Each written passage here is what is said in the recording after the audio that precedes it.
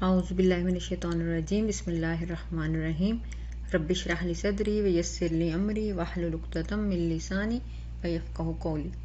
السلام علیکم ورحمۃ اللہ وبرکاتہ۔ کیسے ہیں آپ سب لوگ؟ الحمدللہ آج ہم انٹینسو 1 Day 1 کا جو ہے پہلا لیکچر جو استاد نے تقریباً 3 گھنٹے میں کور کروایا تھا وہ ہم کرنے جا رہے ہیں۔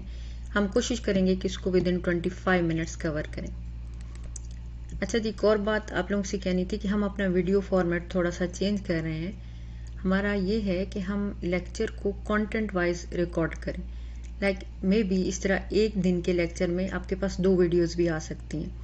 اس کا فائدہ کیا ہوگا کہ انشاءاللہ جب ہم نیکسٹ اس کورس میں گرون اپ ہوں گے تو ہم یہ کریں گے کہ ہمیں جو کانٹینٹ ریوائز کرنا ہے ہم وہ ویڈیو دیکھ سکتے ہیں۔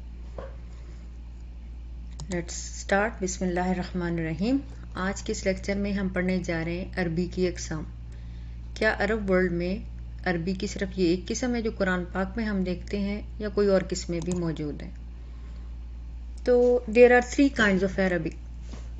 نمبر 1 اسٹریٹ عربک، مقامی عربی، جو مقامی ہم کہیں کہ گلیوں بازاروں میں مارکیٹس میں جو عام انسان بولتا ہے جو عربی، اسے ہم مقامی عربی کہیں گے یا اسٹریٹ عربک کہی جائے گی۔ جیسے بولیاں ہوتی ہیں، مختلف بولیاں بولی جاتی ہیں مختلف علاقوں میں، تو مقامی عربی۔ عربی کی دوسری قسم جو ہے اسے فصحا کہا جاتا ہے۔ فصحا آج کے زمانے کی عربی لٹریچر، عربی نیوز چینلز، عربی میڈیا، ان کی یہ زبان ہے۔ ان کا لٹریچر جو ہے عربی کا وہ فصحا زبان میں آپ کو ملے گا۔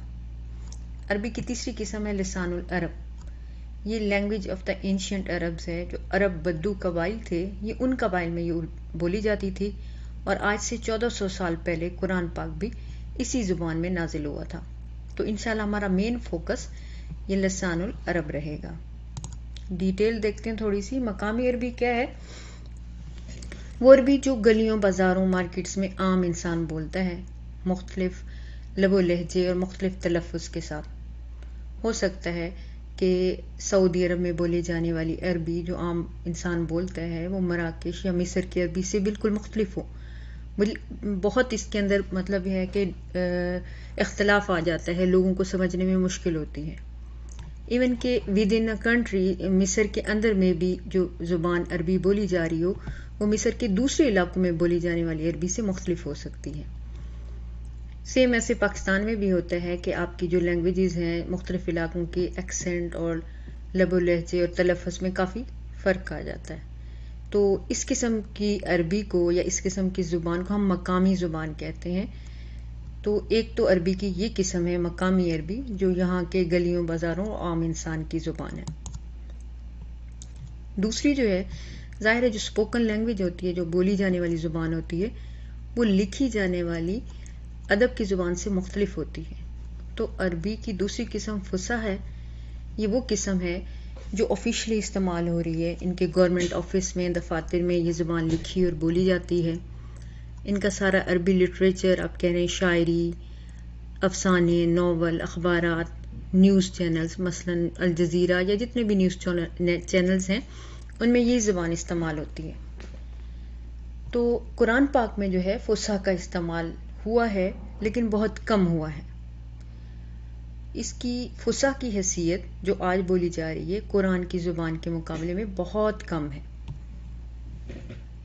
ہمیں یہ بھی پتہ ہے کہ دنیا کی ہر مشکل ترین زبان وقت گزرنے کے ساتھ ساتھ آسان ہوتی جاتی ہے۔ اسی طرح جو پرانی عربی تھی وہ بھی آج وقت کے ساتھ ساتھ بہت آسان ہو گئی ہے۔ فصحا جو ہے وہ آج کے لٹریچر اور زمانے کی زبان تو ہے، لیکن ہم اس کو یہ نہیں کہہ سکتے کہ یہ صدیوں پرانے عرب کی زبان ہے، کیونکہ وقت کے ساتھ ساتھ زبان میں تبدیلیاں آتی ہیں۔ جیسے اگر ہم کہیں کہ شیکسپیئر کی انگلش آج جو ہے سمجھنی مشکل ہے، یا علامہ اقبال کی جو اردو ہے وہ آج کا جو نوجوان ہے یا اس کو سمجھنے میں بہت مشکل ہوگی۔ تو اسی طرح اگر آج ہم فصحا کو سیکھیں، فصحا جو آج کی عرب لٹریچر کی زبان ہے، آج کے میڈیا کی زبان ہے، اور پھر ہم قرآن کو جاننے کی کوشش کریں تو ہم قرآن کو نہیں سمجھ پائیں گے۔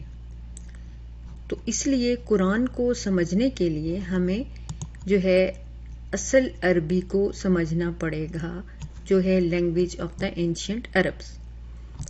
اس کو لسان العرب بھی کہا جاتا ہے. یہ وہ اصل زبان ہے جس تک ہم نے جانا ہے، جس کو ہم نے سمجھنا ہے. یہ آج سے سینکڑوں ہزاروں سال پہلے عرب کے قدیم بدو قبائل کی زبان تھی.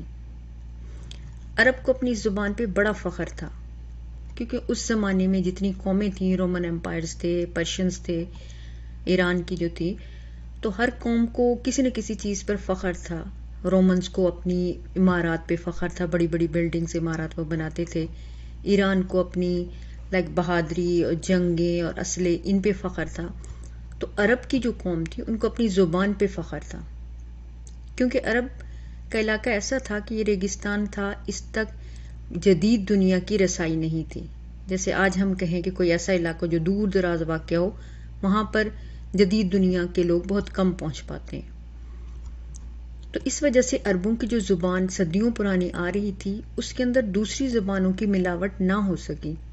تو عربوں کو اپنی اس زبان پہ بڑا فخر تھا. عرب بدو قبائل کی جو زبان تھی بہت پیچیدہ تھی، بہت مشکل تھی، لیکن اس کے اندر بہت زیادہ گہرائی تھی. الفاظ کا ایک بہت بڑا خزانہ تھا. عربوں کے ہاں ایک ایک لفظ کے لیے 10-10 20-20 لفظ موجود ہوتے ہیں ایک ایک چیز کو بیان کرنے کے لیے. اور ان کی زبان کی خوبصورتی، شاعری کی خوبصورتی اس وقت پوری دنیا میں مشہور تھی، اور یہ عربوں کا فخر ہوتا تھا. لیکن یہ دیکھیں کہ یہ جو زبان ہے قدیم بدو قبائل کی، یہ اس وقت عرب کے شہروں کی زبان نہیں تھی. فار ایگزامپل مکہ جو تھا اس وقت ایک ترقی یافتہ شہر تھا اس زمانے کے لحاظ سے. تو اگر ہم دیکھیں، ہم نے جو واقعات پڑھے ہیں اس میں ہم دیکھتے ہیں کہ عرب اپنے بچوں کو 2-3 سال کی عمر میں ہی دیہاتی علاقوں میں بھیج دیتے تھے. دائیاں آتی تھیں، جیسے بچے پیدا ہوتے تھے ایک سیزن ہوتا تھا جس میں دائیاں آتی تھیں اور ان بچوں کو لے جاتی تھیں. تو اس کا پرپس کیا ہوتا تھا؟ ایک تو دیہاتی علاقوں کی آب و ہوا، تاکہ ان کے بچے جو ہیں اس آب و ہوا میں پل کر بہت مضبوط ہوں اور جلدی جوان ہو جائیں.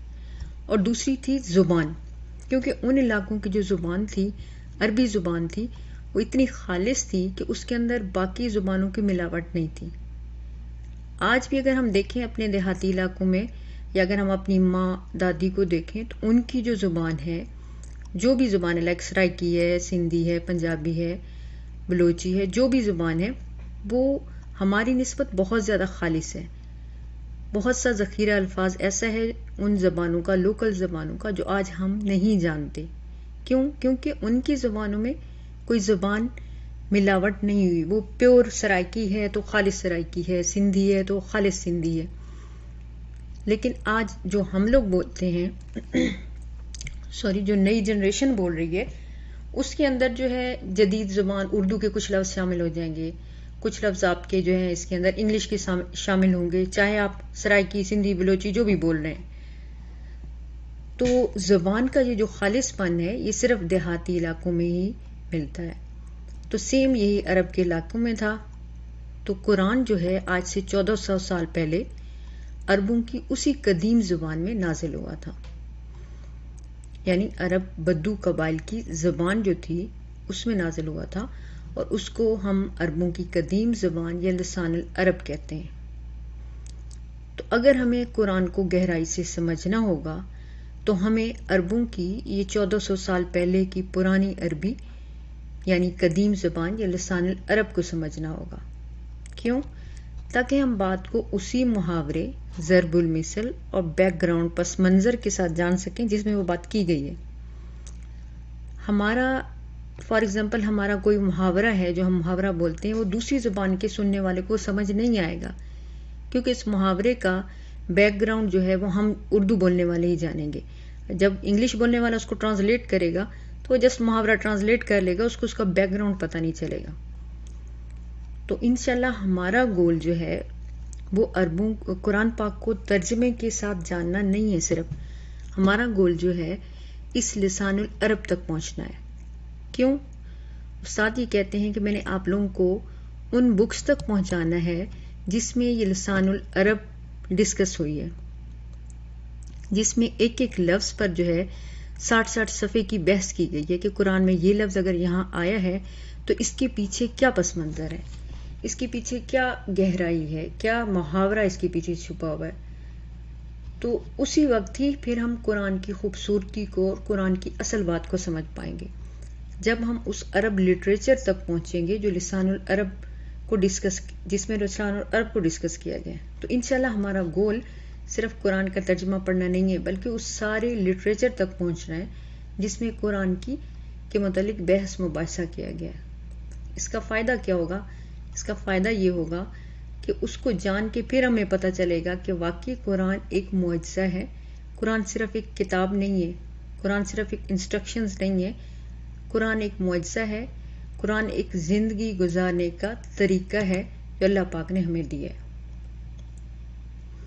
آج کے زمانے میں کچھ لوگوں کو فصحا کے متعلق یہ غلط فہمی ہوتی ہے کہ اگر ہم فصحا سیکھ لیں گے، جو کہ آج کی جو ہے ان کے ادب کی زبان ہے یا اسپوکن ہے، تو ہم جو ہے قرآن پاک کو جان لیں گے. یہ ایک بہت بڑی غلط فہمی ہے، کیونکہ فصحا میں جو ہے قرآن پاک کا حصہ تو ہے. فصحا کی جو زبان ہے اس کے کچھ لفظ کہہ لیں، کچھ حصہ قرآن پاک میں موجود ہے، لیکن مکمل طور پر لسان العرب ایک مختلف زبان ہے. مثال کے طور پر اگر یہ لسان العرب ہے، یہ ٹرائنگل جو آپ دیکھ رہے ہیں مثلث، تو فصحا کی جو ہے قرآن پاک میں اتنا پارٹ آپ کہہ سکتے ہیں کہ اتنا پارٹ فصحا کا استعمال ہوا ہے. باقی یہ سارا جو ہے قرآن پاک میں لسان العرب ڈسکس ہوا ہے، لسان العرب میں اتارا گیا ہے جو قرآن پاک جو ہے. تو فصحا سیکھ کر اگر ہم قرآن سمجھنے کی کوشش کرتے ہیں تو ہم کتنے کنفیوز ہوں گے، یہ ہم ایک مثال سے سمجھتے ہیں. دیکھیں کہ جب زبان اتنے صدیوں سالوں بعد زبان میں کتنی تبدیلیاں آئی ہیں کہ کل کی لسان العرب جو ہے اس میں چیز کا کیا مطلب ہے اور آج کی جو فصحا ہے اس میں بات کا کیا مطلب ہے. فار ایگزامپل یہ ایک لفظ ہے استعمار، اس کا میننگ ہے فصحا میں، اس کا میننگ ہے کولونائزیشن، یعنی ایک قوم جب کسی دوسری قوم کے علاقے میں بہانے یا دھوکے سے داخل ہوتی ہے، اس کے علاقے پر اپنی حکومت قائم کر لیتی ہے. مثال کے طور پر جیسے انگریزوں نے ہم پہ حکومت کی تو وہ کولونائزیشن تھی. جبکہ اسی لفظ استعمار کا لسان العرب میں مطلب ہے want someone to build something, یہ چاہنا کہ کوئی کچھ بنائے، کوئی کچھ تعمیر کرے. تو اللہ پاک سورہ ہود میں آیت نمبر 61 میں یہ لفظ استعمارکم استعمال کر رہے ہیں. اس آیت کا مطلب یہ ہے اور اسی نے تمہیں زمین میں پیدا کیا، اسی نے اس زمین میں تمہیں بسایا، یعنی انسان کو اس قابل بنایا کہ زمین میں اپنی بقا کے لیے وہ گھر تعمیر کرے، اپنی آسانی کی چیزیں بنائے.